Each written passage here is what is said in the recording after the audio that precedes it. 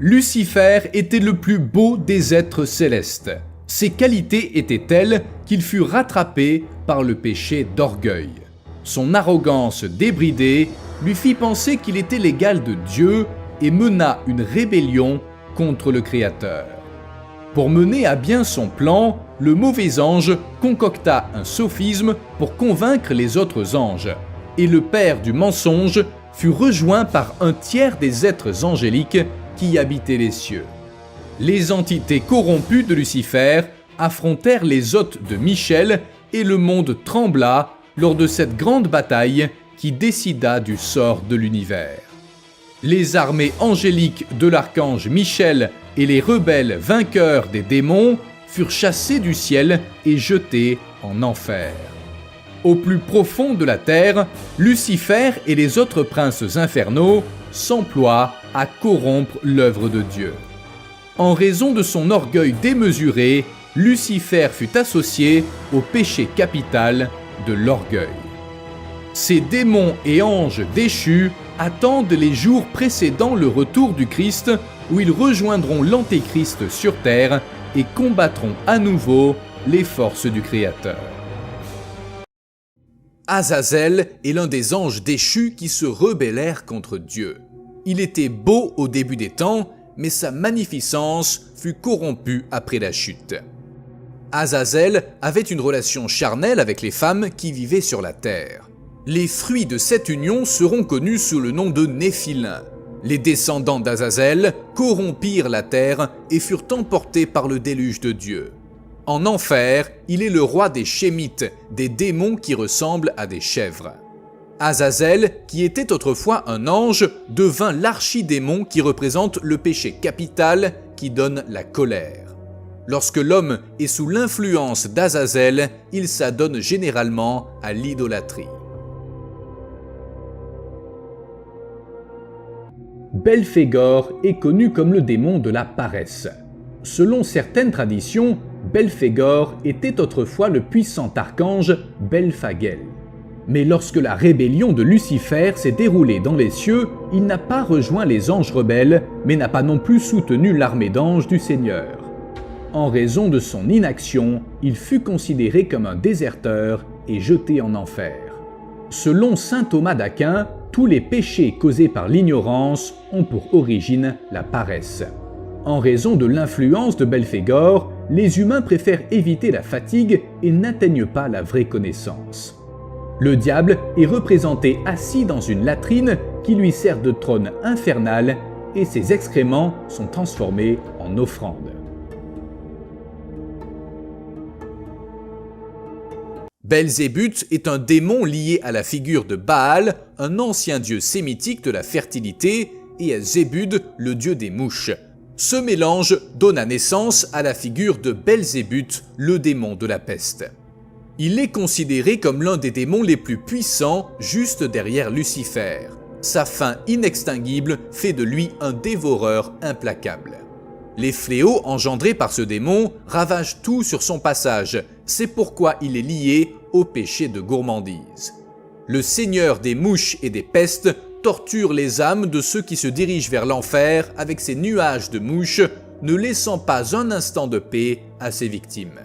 Belzébuth est l'un des démons les plus puissants de l'enfer. Selon certaines sources, il n'est surpassé que par Lucifer.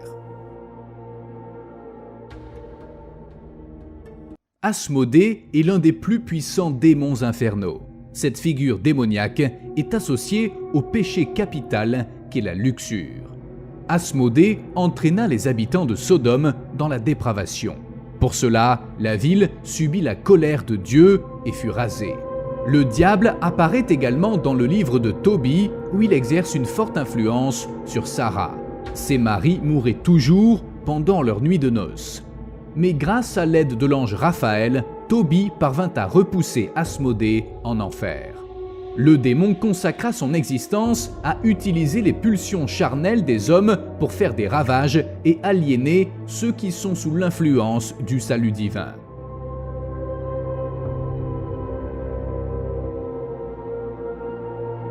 Mammon était une des nombreuses divinités pré-chrétiennes.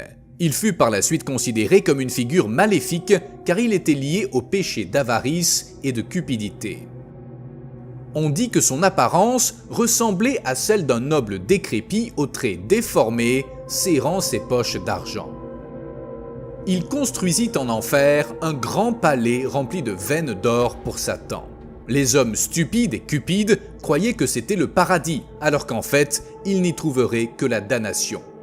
Jésus était opposé au culte de l'argent, incarné par Mammon. L'homme ne pouvait pas servir Mammon et Dieu en même temps. Ceux qui sont sous l'influence de Mammon se retrouvent dans une quête sans fin d'argent et de biens matériels et ne trouveront donc pas le chemin du paradis.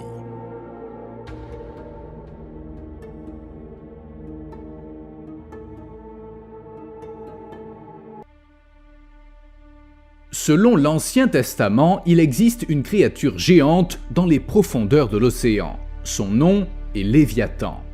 Selon le texte sacré des Juifs et des chrétiens, comme toutes les créatures qui marchent sur la terre, volent dans les airs et nagent dans les eaux, le Léviathan est aussi une création de Dieu. Cette créature est décrite dans le livre de Job où Dieu lui-même décrit ce monstre colossal.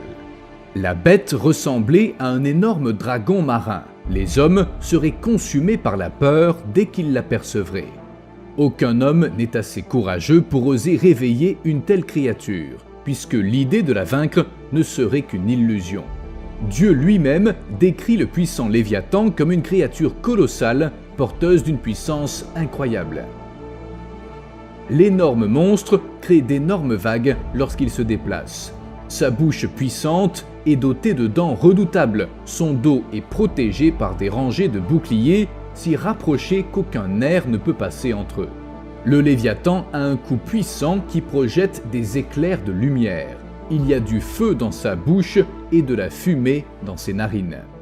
Quand cette bête se lève, même les plus puissants s'enfuient terrifiés, car les épées, les lances et les flèches ne peuvent rien contre une créature qui a le torse aussi dur que la pierre la plus résistante.